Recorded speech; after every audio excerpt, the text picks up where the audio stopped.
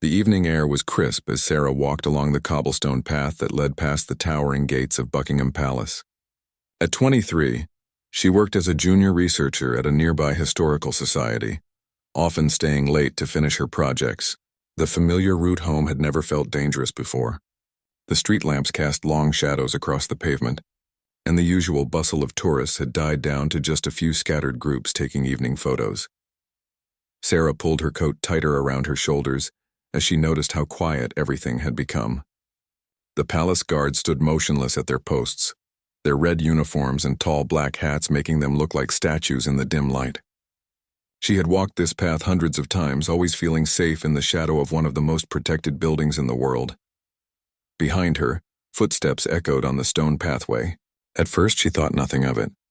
London was full of people walking at all hours. But as she continued, the footsteps seemed to match her pace perfectly. When she slowed down, they slowed down. When she sped up slightly, they did the same. A chill ran down her spine that had nothing to do with the cool evening air. Sarah glanced over her shoulder and saw a figure about 50 meters behind her.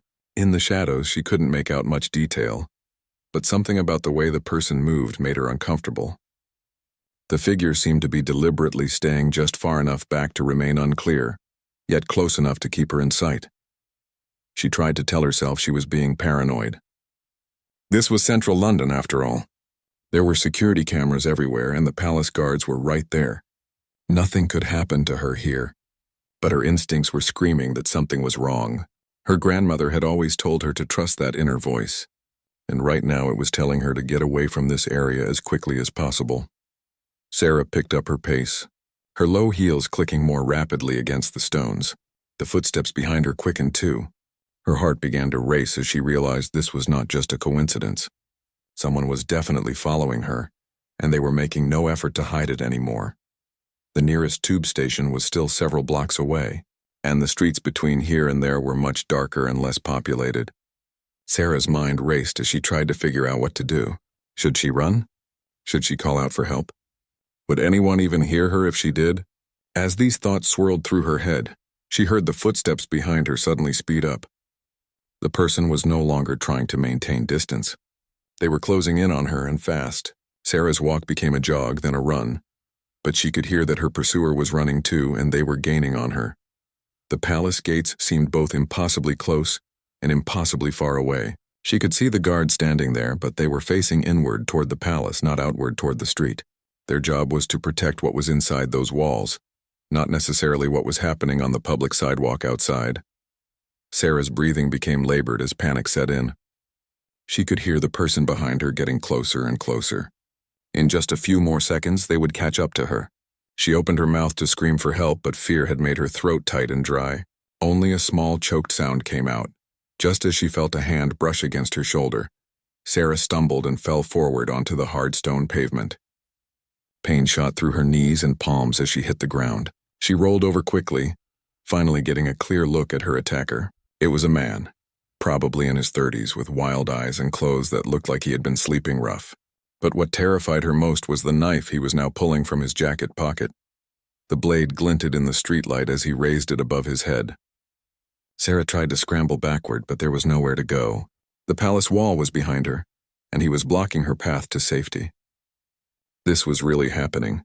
Someone was about to attack her with a knife, just meters away from one of the most heavily guarded places in the entire world. Officer James Mitchell had been standing guard at the palace gates for nearly 4 hours. At 28, he was one of the younger members of the Queen's Guard, but he took his duties seriously. The red tunic felt heavy on his shoulders, and the tall bearskin hat made his neck ache, but he remained perfectly still. This was more than just a job to him. It was an honor that his family had dreamed of for generations. His father had been a palace guard before him, and his grandfather before that. The Mitchell family had served the royal family for over 60 years.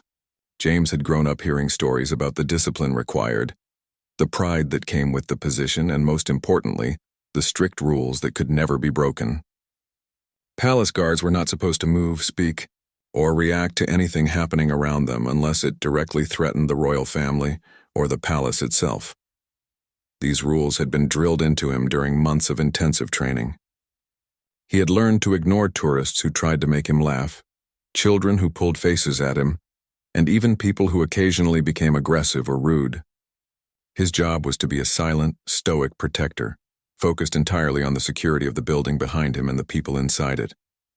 But tonight, something felt different. James had developed an instinct over his years of service, an ability to sense when something in the environment had shifted. It was a skill that came from spending countless hours standing in the same spot, becoming so familiar with the normal rhythms of the area that any change immediately caught his attention. Out of the corner of his eye, he had noticed a young woman walking past about 10 minutes ago. She seemed nervous, looking over her shoulder repeatedly. Then he had spotted the man following her. At first, James told himself it was probably nothing. People walked these streets all the time, and it was easy to imagine threats where none existed. But his training had taught him to pay attention to body language, and everything about the man following the woman suggested malicious intent. The way he moved, the way he stayed just far enough back to avoid being clearly seen, the way he matched her pace exactly. These were all signs that James recognized from his security training. James faced a terrible dilemma. His orders were crystal clear. Do not leave your post under any circumstances unless directly commanded by a superior officer, or unless the palace itself was under attack. The area beyond the gates was not his responsibility. There were police patrols and security cameras to handle problems on the public streets, but the woman was now directly in front of him, and he could see genuine terror in her eyes as she ran.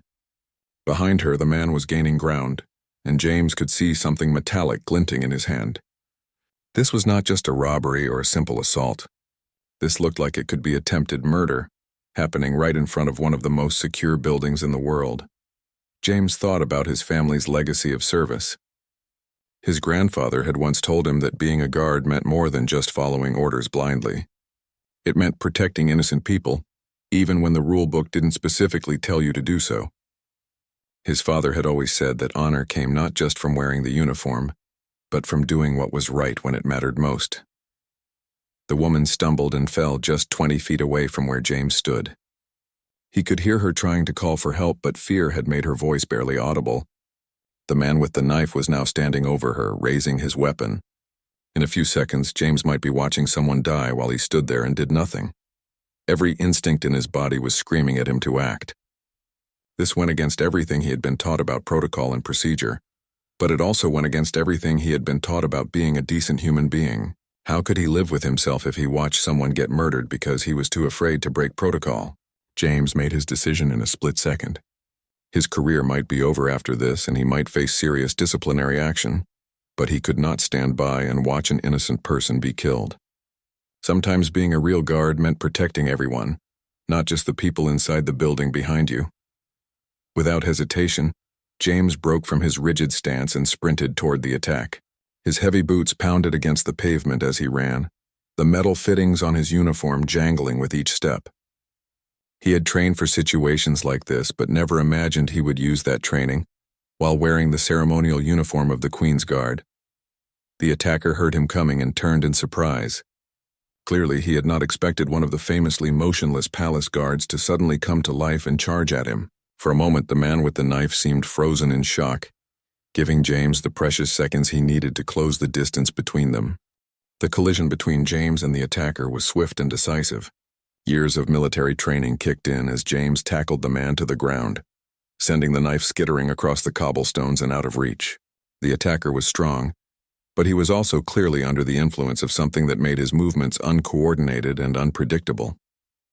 Sarah scrambled backward against the palace wall, her heart pounding so hard she thought it might burst. She watched in amazement as the guard who had seemed like a statue just moments before was now engaged in a fierce struggle with her would-be attacker. The red uniform that had looked so ceremonial and decorative was now torn and dirty as the two men wrestled on the ground. James used his training to quickly gain the upper hand. He managed to pin the attacker face down on the pavement, using his knee to keep the man's back pressed down while he grabbed both of the attacker's wrists. The man struggled violently, shouting incoherent threats and obscenities, but James held firm. "Stay down," James commanded, his voice stern but controlled. "Do not move or I will use additional force." Other palace guards had heard the commotion and were now running toward the scene. James could see their shocked faces as they approached. In all their years of service, none of them had ever seen a colleague break protocol like this. They had been trained to handle threats to the palace, but this situation was completely outside their normal procedures. Sergeant Williams, the senior guard on duty that night, reached them first. He took in the scene quickly, James holding down a struggling man, a knife lying several feet away, and a young woman cowering against the palace wall with scrapes on her knees and terror in her eyes. "Mitchell, what is the meaning of this?" Sergeant Williams demanded, though his tone was more confused than angry. "You have abandoned your post without authorization." James looked up at his superior officer, still maintaining his grip on the attacker. "Sir, this man was attacking an innocent civilian with a deadly weapon. I made the decision to intervene to prevent serious injury or death." The attacker continued to struggle and shout, making wild accusations and threats against the royal family. It became clear to everyone present that the man was not mentally stable. This had not been a simple robbery gone wrong, but something much more dangerous and unpredictable. Sarah finally found her voice. "He saved my life," she said, looking directly at Sergeant Williams. "That man was going to stab me. If your guard hadn't helped me, I would be dead right now." More guards arrived, along with the first police officers responding to the emergency calls from witnesses who had seen the commotion. The scene quickly became busy with people taking statements, securing evidence, and ensuring that the area was safe. The police officers were impressed by James's quick thinking and decisive action. They confirmed that the knife was real and that the attacker appeared to be suffering from a severe mental health crisis. He was known to local authorities for previous incidents, and there was little doubt that he had intended to seriously harm Sarah. As the attacker was loaded into a police van, still shouting and struggling, Sarah approached James. She was shaking, partly from shock and partly from the cold, but she was determined to thank the man who had saved her life. "I don't know how to thank you," she said, looking up at him with tears in her eyes. "You didn't have to help me. You could have just stood there like you were supposed to, and no one would have blamed you. But you chose to save a complete stranger instead?" James looked down at his torn and dirty uniform. He knew that serious consequences were waiting for him. Breaking protocol was not taken lightly in the Queen's Guard, and he had done it in the most public and dramatic way possible. His career might be over, his family's legacy of service might end with him, and he might face disciplinary action that would follow him for the rest of his life. But looking at Sarah's face, seeing that she was alive and safe, James knew he had made the right choice. Some things were more important than rules and regulations. Some situations required a person to choose between following orders and following their conscience.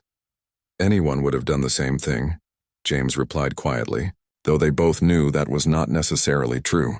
Many people might have hesitated, worried about the consequences, or assumed that someone else would handle the situation.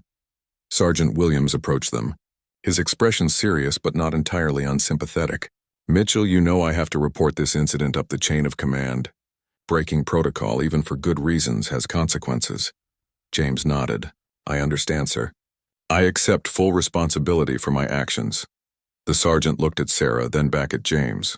"For what it's worth, you probably saved this young woman's life tonight. That has to count for something." The next morning, James sat in the small waiting room outside Colonel Harrison's office, still wearing his dress uniform, but feeling far from ceremonial. His hands were clean now, but he could still feel the scrapes on his knuckles from the previous night's struggle.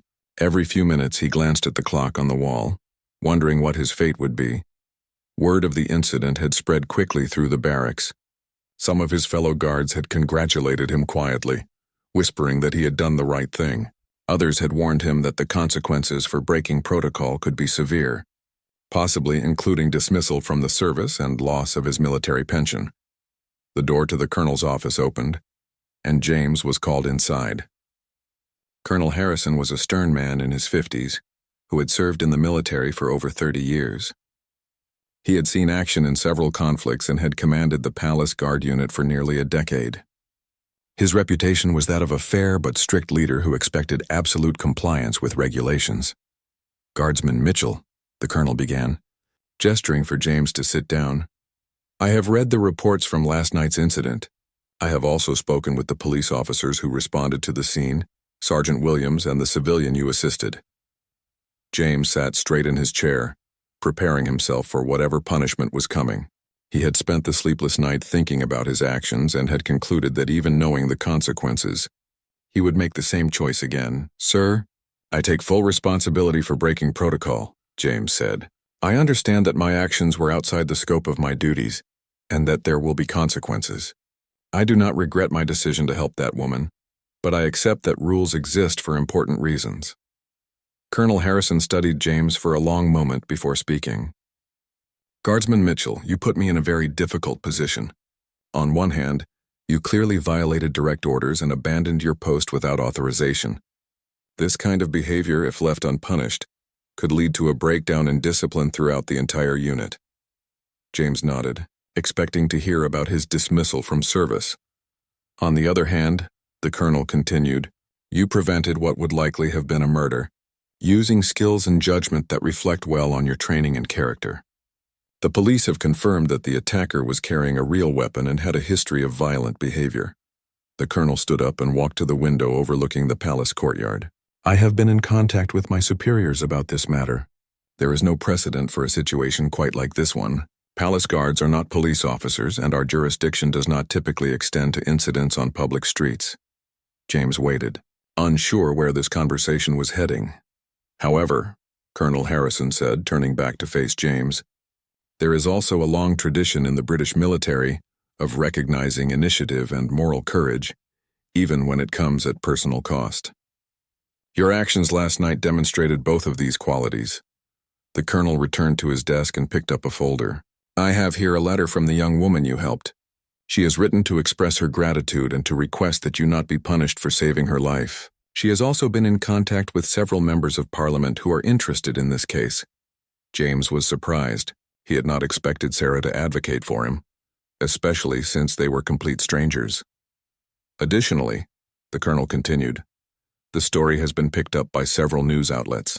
The press is portraying you as a hero who put human life above bureaucratic rules. Public opinion seems to be strongly in your favor." Colonel Harrison set the folder down and looked directly at James. "I want to be clear that public opinion does not determine military discipline. However, it is a factor that my superiors have asked me to consider. The royal family has also been briefed on this incident." James felt his heart skip a beat. He had not considered that his actions might come to the attention of the royal family themselves. "The decision has been made to issue you a formal reprimand for breaking protocol," the colonel said. "This will remain in your service record. However, you will not be dismissed from service, and you will not lose rank or pay." James felt a wave of relief wash over him, though he tried not to show it. "Furthermore," Colonel Harrison continued, "you are being recommended for a commendation for exceptional service and moral courage.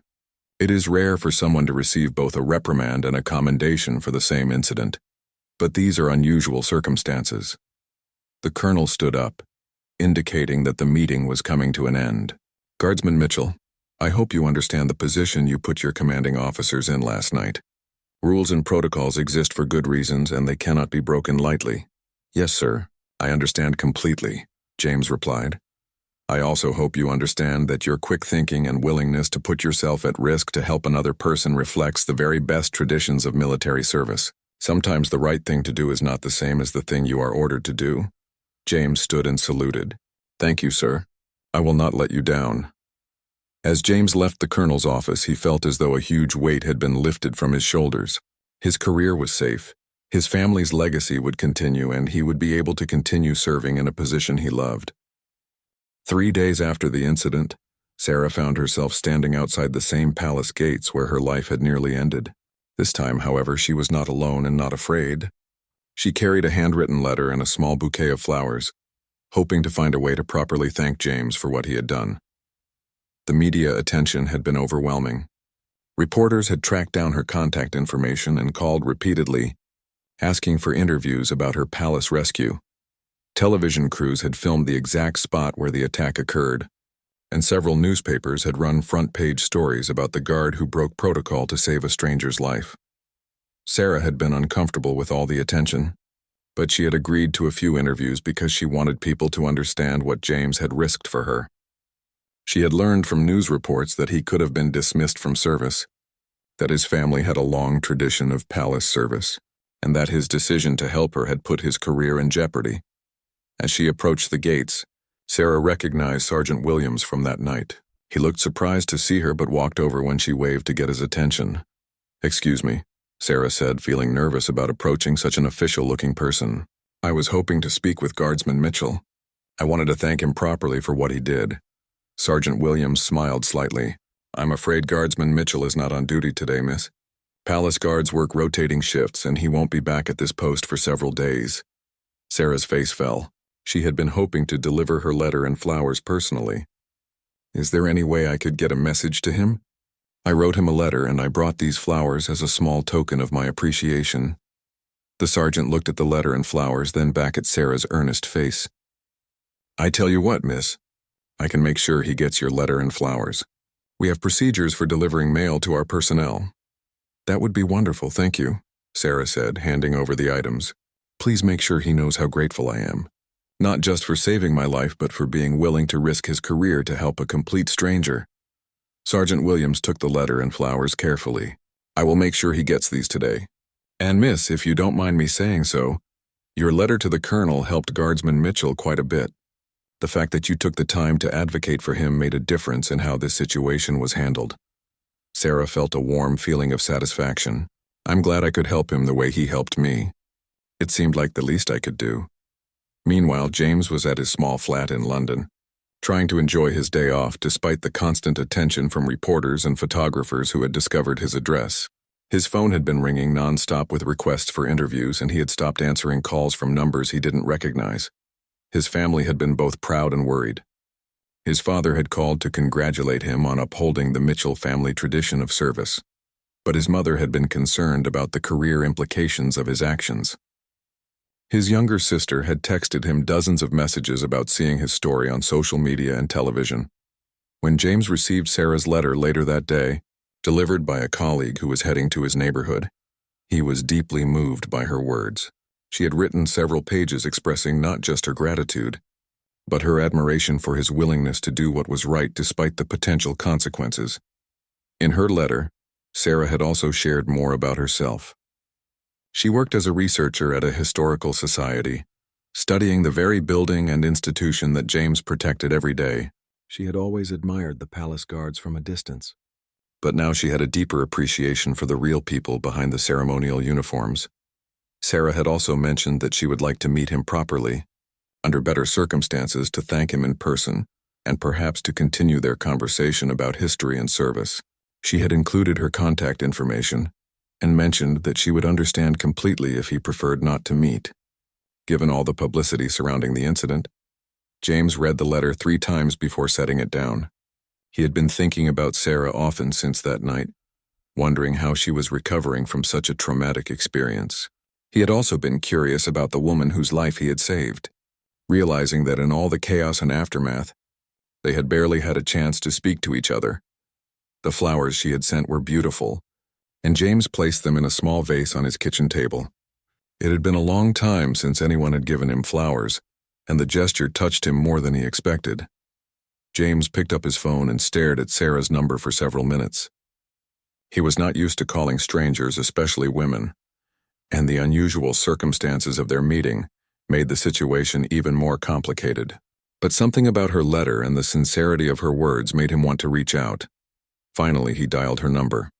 Sarah answered on the second ring, sounding slightly breathless as though she had been hurrying to catch the call. "Hello, is this Sarah?" James asked, suddenly feeling nervous. "Yes, this is Sarah. Is this James?" "Guardsman Mitchell," she replied, and he could hear the smile in her voice. "Yes, it's James. I received your letter and the flowers today. They were beautiful, and your words meant more to me than you could know." "I'm so glad you called," Sarah said. "I wasn't sure if you would want to hear from me, but I really wanted to thank you properly. What you did for me was extraordinary." They talked for nearly an hour, sharing details about their lives and their experiences from that night. James learned that Sarah had been having nightmares since the attack, but was working with a counselor to process the trauma. Sarah learned that James had been dealing with his own stress from the media attention and the uncertainty about his career. By the end of the conversation, they had made plans to meet for coffee the following week, both curious to get to know each other better under normal circumstances. The coffee shop Sarah had chosen was a small, quiet place near the British Museum, far from the tourist crowds and media attention that still surrounded the palace area. When James arrived, he was wearing civilian clothes for the first time since Sarah had met him, and she almost didn't recognize him without his distinctive red uniform and tall hat. "You look so different," Sarah said with a laugh, as James sat down across from her with his coffee. "I was so used to seeing you as this official, imposing figure. Now you just look like a regular person." James smiled. "That's because I'm a regular person. The uniform and the ceremony are just part of the job. Underneath all of that, I'm just someone who happened to be in the right place at the right time." "I don't think it was just luck," Sarah said seriously. "Other people might have hesitated or assumed someone else would handle the situation. You made a choice to act, even though you knew it could cost you everything." They spent the first part of their conversation talking about the aftermath of that night. James told her about his meeting with Colonel Harrison and his relief at being allowed to keep his position. Sarah shared her experiences with the media attention and how strange it felt to suddenly be known as the woman who was saved by the palace guard. "I've been thinking a lot about what happened," Sarah said, stirring her coffee thoughtfully. "Before that night, I had this idea that the world was basically safe, that bad things happen to other people but not to me. It's been hard to adjust to realizing how quickly everything can change." James nodded. "I think that's one of the things they don't tell you about incidents like this. Everyone focuses on the dramatic moment, but the aftermath can be just as challenging. You're dealing with trauma, and I'm dealing with suddenly being seen as some kind of hero when I just did what felt right." "But that's exactly what makes you a hero," Sarah insisted. "Heroes aren't people who aren't afraid or who don't have anything to lose. Heroes are people who do the right thing despite being afraid and despite having everything to lose." As their conversation continued, they discovered they had more in common than either had expected. Sarah's work at the Historical Society meant she knew a great deal about the history of the palace and the traditions James upheld every day. James, in turn, was fascinated by her research and her perspective on the institution he served. "I've always wondered what it's like for the guards," Sarah said, "standing there for hours watching thousands of tourists every day, dealing with people who try to make you laugh or react. It must require incredible self-discipline." "It does," James agreed. "But it's also rewarding in ways that are hard to explain. There's something powerful about being part of something bigger than yourself, about maintaining a tradition that goes back centuries. My family has been doing this for 3 generations, and I grew up knowing that this was what I wanted to do with my life." Sarah was quiet for a moment, then said, "I have to ask you something, and please be honest. Do you regret breaking protocol that night? Now that you know the consequences you faced, would you do it again?" James didn't hesitate. "I would do it again in a heartbeat. Yes, rules and traditions are important, but they exist to serve people, not the other way around. If following protocol meant watching someone die when I could have prevented it, then protocol would have been wrong in that moment." "That's what I hoped you would say," Sarah said with a smile. "It tells me that I was right about the kind of person you are." They talked for nearly 3 hours, long past the point when their coffee cups were empty. The conversation flowed naturally from serious topics to lighter ones, from their careers to their families to their hopes for the future. James found himself more relaxed than he had been in weeks, and Sarah felt safer and more optimistic than she had since the attack. As they prepared to leave, Sarah hesitated, then said, "I hope this doesn't sound too forward, but would you like to have dinner sometime? I feel like we've barely scratched the surface of getting to know each other." James smiled. "I'd like that very much, but I have to warn you, dating someone in the Queen's Guard comes with some unusual complications. My schedule is unpredictable, and I'm not always the best company after standing motionless for 6 hours straight." "I think I can handle a few complications," Sarah replied. "After what we've been through together, dinner seems like it should be pretty manageable." As they walked out of the coffee shop together, both James and Sarah felt that something significant was beginning. What had started as a traumatic encounter had somehow led to a connection neither of them had expected. They had found in each other not just gratitude and heroism, but genuine friendship and the possibility of something more. James walked Sarah to the tube station, and as they said goodbye, she reached out and squeezed his hand. "Thank you again, James. Not just for saving my life, but for being exactly the kind of person who would save a stranger's life." "The world needs more people like you, and the world needs more people like you," James replied. "People who are brave enough to walk alone at night pursuing their dreams, and who are generous enough to advocate for someone who helped them." As Sarah disappeared down the stairs to catch her train, James stood on the street corner feeling happier than he had in a long time. He had no idea where this new friendship might lead, but he was looking forward to finding out. 6 months later, James stood at his familiar post outside the palace gates, but everything felt different now. The same red uniform, the same ceremonial duties, the same tourists taking photos, but his perspective on his role had fundamentally changed. He was no longer just a guard following protocol. He was someone who understood that true service sometimes meant making difficult choices. The incident had changed him in ways he was still discovering. His fellow guards treated him with a new kind of respect, not just for his bravery, but for his willingness to face consequences for doing what he believed was right. Sergeant Williams had told him privately that several younger guards had said James's actions had inspired them to think more deeply about what it really meant to serve and protect. Colonel Harrison had kept his word about the commendation, and James had received a formal recognition for exceptional service that now hung framed in his family's home.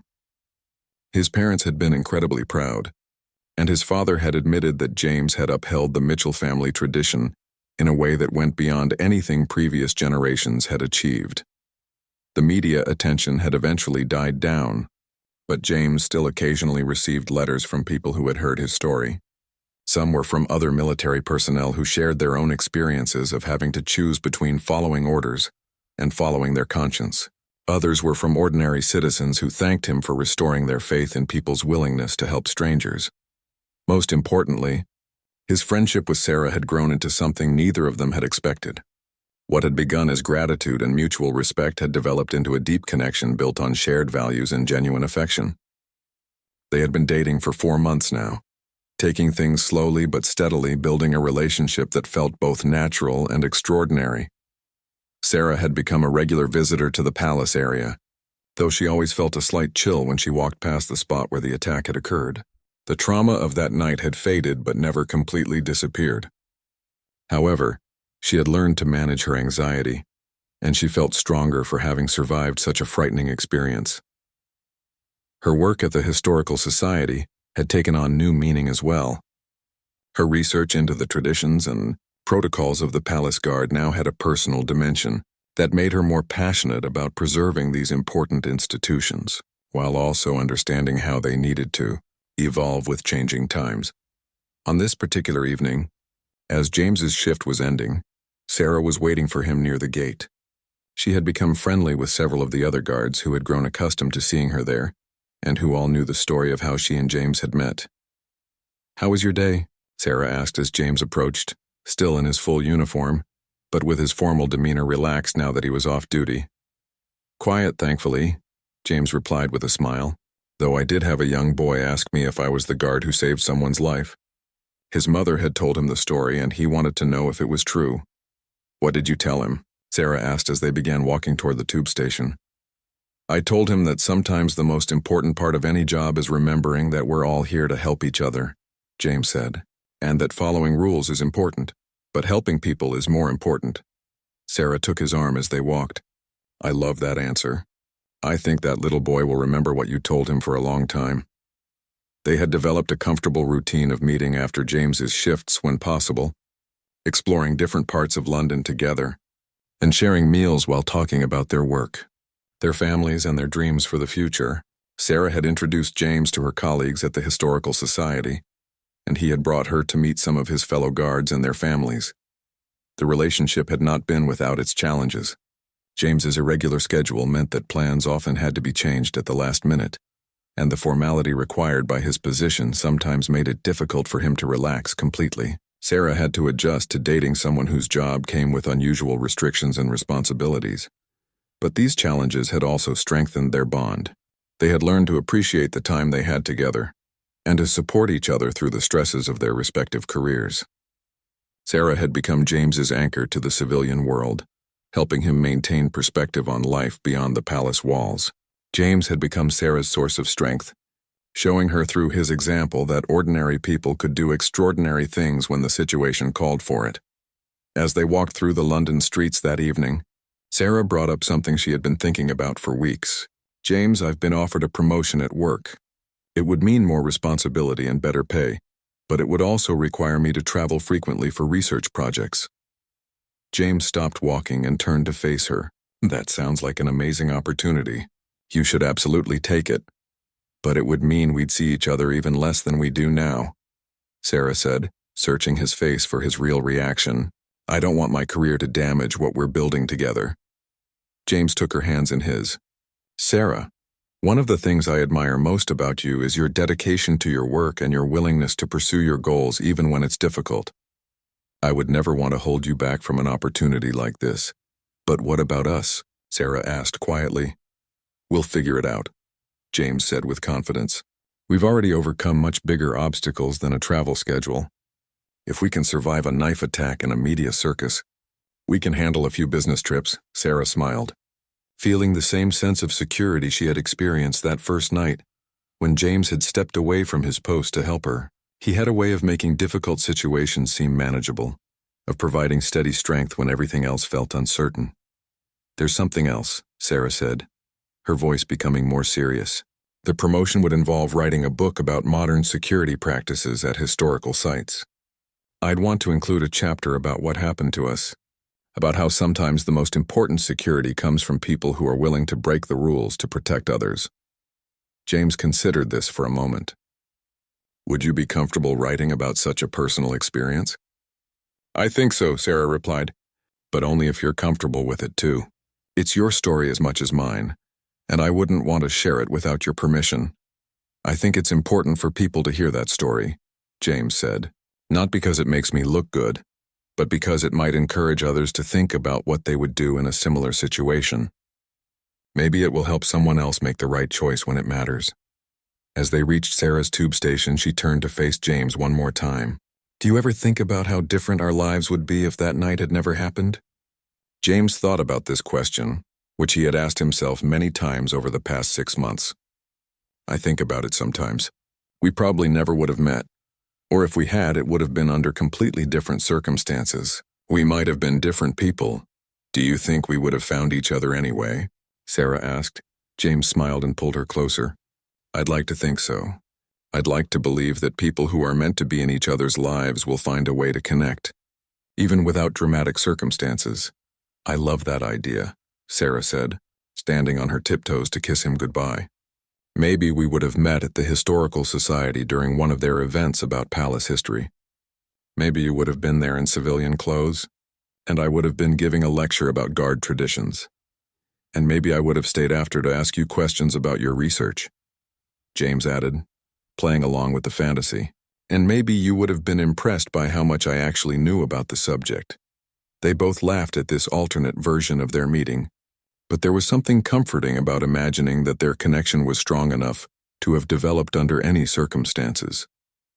As Sarah disappeared down the stairs to catch her train, James stood watching until she was out of sight. He then began his own journey home, thinking about how much his life had changed since that night 6 months ago. He had always believed in doing the right thing, but now he understood that sometimes the right thing required courage he hadn't known he possessed. The incident had taught him that rules and protocols were important, but they were not more important than human life and dignity. It had shown him that true honor came not from blind obedience, but from the wisdom to know when to follow orders and when to follow his conscience. Most importantly, it had brought Sarah into his life, giving him a partnership that made him stronger and happier than he had ever been. Together they had turned a moment of violence and terror into something beautiful and lasting. They had proven that even the darkest situations could lead to light, and that sometimes the best things in life came from the most unexpected places. As James walked through the London streets toward home, he felt grateful for every choice that had led him to this moment. He was still a palace guard, still proud to serve and protect, but now he was also something more. He was a man who had learned that the greatest service often came from the willingness to risk everything for someone else, and who had been rewarded with love beyond anything he could have imagined.